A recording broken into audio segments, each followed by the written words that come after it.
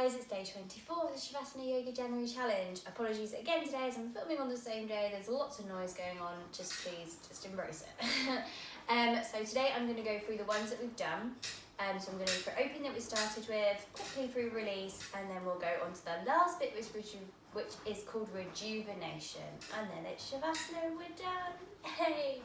Well done everyone. If you haven't already, pause here, go back to day 20 and join me back on the mat. So we'll start in half pigeon. I like to flow through downward dog just to get there, but you can just make your way there, it's fine. So I go downward dog and then bring the right knee in.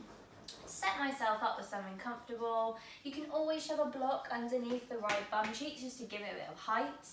That's all good. Or you go to the 90-90. Take a big breath in and then come down to your edge.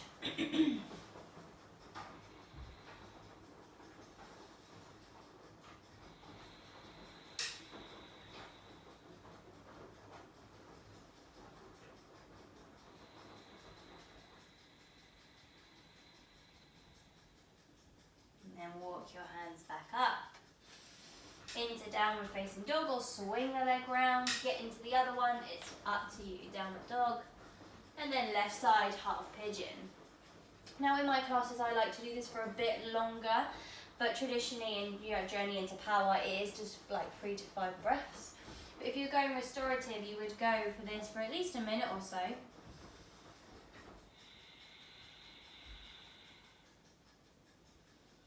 So you find your edge, you find the part where you feel sensation and tension and you like breathe in to release it. If you're finding it too easy, go deeper. You have to feel to heal. So if you're not feeling anything, you're not healing anything. And then walk the hands back up. Come onto your bum, swing round for double pigeon. Possibly my worst pose. So I always have to have my shins stacked next to each other, but on top of each other. Traditionally, right foot goes on the left knee. Flex the feet, take a big breath in, and then walk forward. And just become aware of how much tension there is on today's practice compared to other days, maybe. Some days this feels great, some days it feels, ooh, ouchy. That's okay, just breathe with it.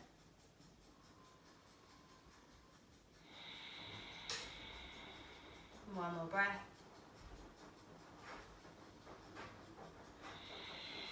And then other side. So again, I like to swing the knees around.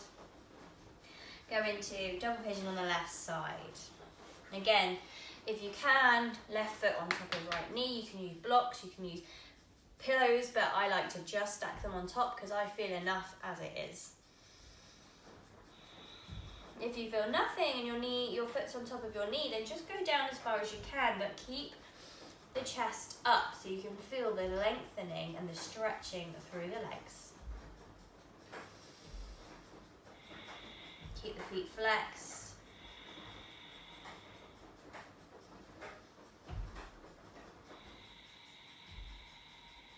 And come back up through center. Again, wiggle the knees around, wiggle the hips, just releasing. Into frog. Swing around onto your knees, opening the knees out wide. Remember, toes 3 and 9 o'clock and the heels don't have to get to the floor. That's okay. Come down into your elbows, lift the front of your pelvis and push back into your edge. And you'll feel it when you feel it.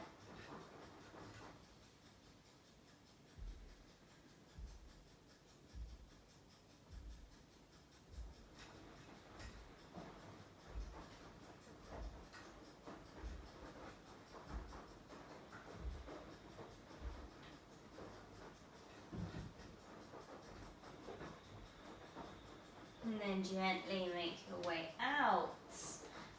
Ooh, swing round onto your bum. Super, everyone. Into release on the right side, so the left knee comes up and out to the side. Left leg, 1 o'clock, big breath. Right leg, 1 o'clock, big breath in, walk down. A few breaths here. Remember, keep the length, keep the length.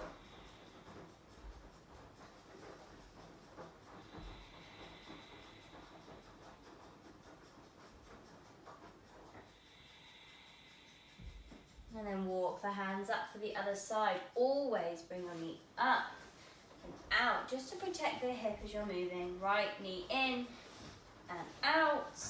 Left leg, 11 o'clock, big breath in. And then forward fold.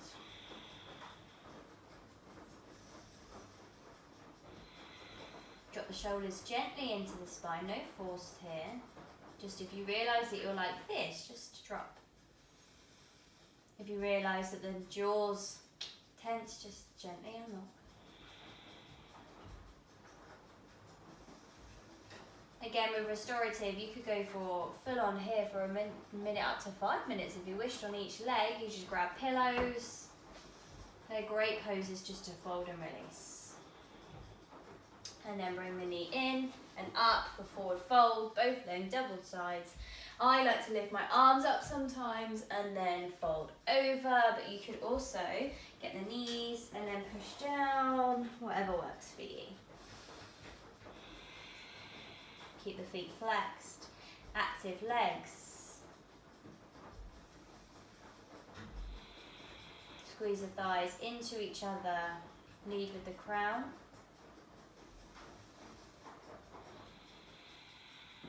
And then walk the hands back into reverse table. I'm going to go with my knees today, but you can straighten the legs. Big breath in, push up, leading with the hips. Squeeze the thighs in, gaze where's comfortable. One breath in and release into fish. Hands, elbows underneath the spine. I go right onto my bum because I'm a teeny tiny person. And then gaze backwards. You want the heart up again like the opening ones. Squeeze the inner thighs in. Lift up the front of the pelvis.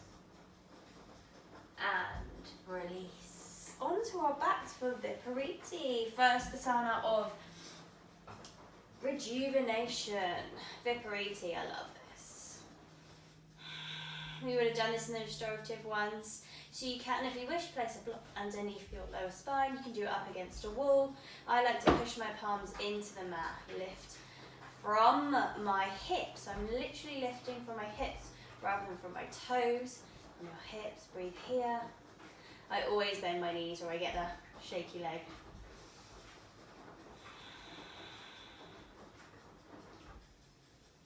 Now you could stay here and that could be the end of your session. Or you could go into shoulder stand. So from there, let me find my space. Shoulder stand, come up onto our shoulders. Hands on the spine. It's going to be hard to speak here, guys, so bear with me. You can flex or point, lift the front of the pelvis. Breathe here. You then, if you wish, you can stay there or go into plow. Toes come behind you. This is very uncomfortable for me today. Some days I love it, some days I'm like, ah. You can place a block. Breathe. And then deaf man's pose, where you open the knees, head goes between the legs. It looks stupid, but embrace it.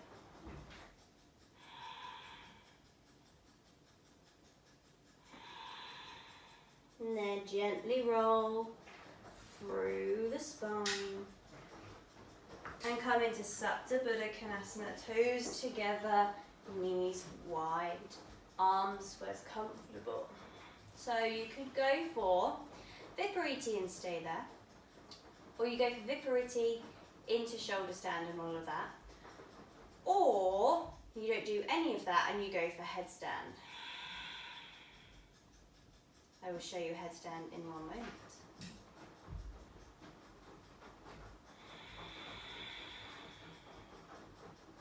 So if you think headstand's not for me, stay in Supta Buddha Konasana. If you're like, do you know what, I'm going to try it, why not? So you need to find a wall to start you off. You're going to see a lot of my booty for a minute, and that's okay. So we're going for, I'll show you here. You've got two different types. You've got tripod. I wouldn't suggest trying tripod if you've never tried a headstand.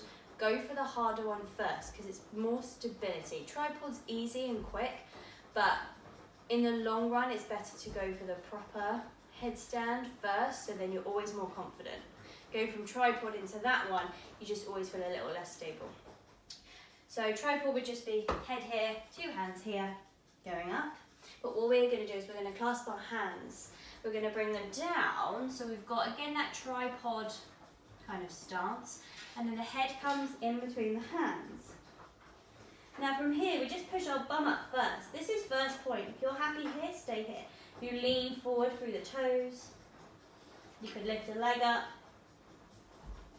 lift the other leg up. You'll find at one point that you kind of just float in the air. So try that against a wall. Let's go for it. I haven't done it for a while, so we'll see. So you set up with your hands.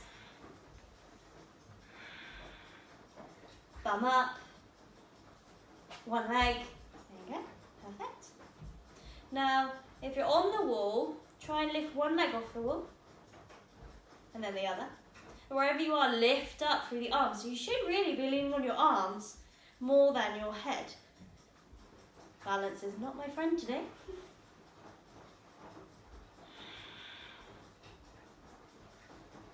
Ooh, stay where you are. Breathe in. And then when you're ready, just gently make your way down. And always child's pose afterwards. Just a gentle child's pose with your head to the mat. Breathing here.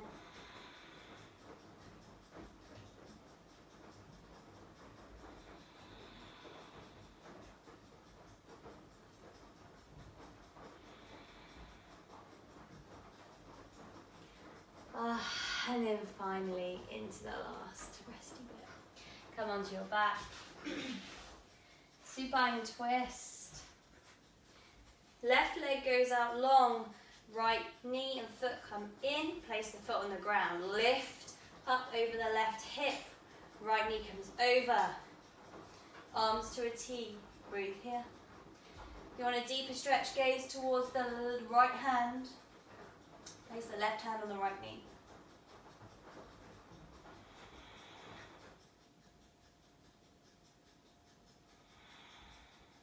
And then other side. Unravel, back through center. Right leg out long, left knee and foot in. Lift over the right hip, right over. Left knee twists to the right. Arms to a T, gaze to the left.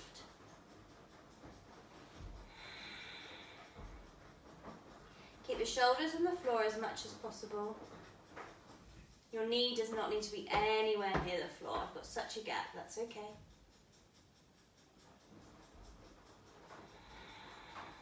Come back through center into one of our favourites, Supta Baddha Konasana, toes together, knees wide. I'm going to go hands on belly and heart. You have done it.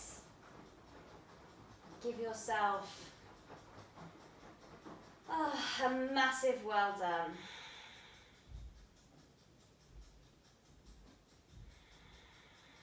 And then stretch out for Savasana.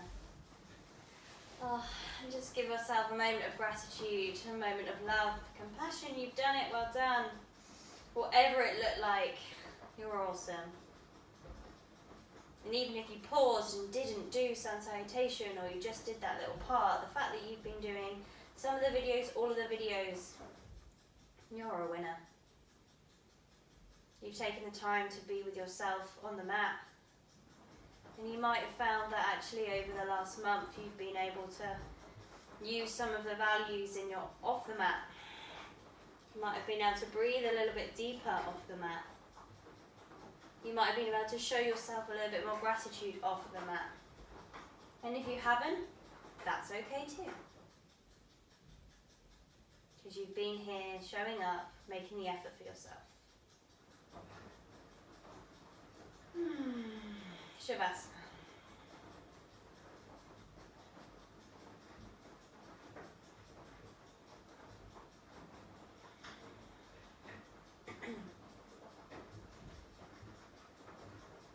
So you can stay here or stretch out long. I am wary I'm going to get stamped on in a minute. Roll to one side. Feel the smile across your face for having completed it. And then gently come up to a comfortable seated position. Bring your hands to heart center. And bow with me, namaste. Well done. Woohoo! Join me tomorrow for day 25, where we're not going to go through JRP anymore. I will be using the asanas from it to focus on a different part of the body. Short 15-minute sessions where you can get into your hips, flexibility, maybe show off some challenge, and a little bit more restorative. Have a lovely day. See you tomorrow.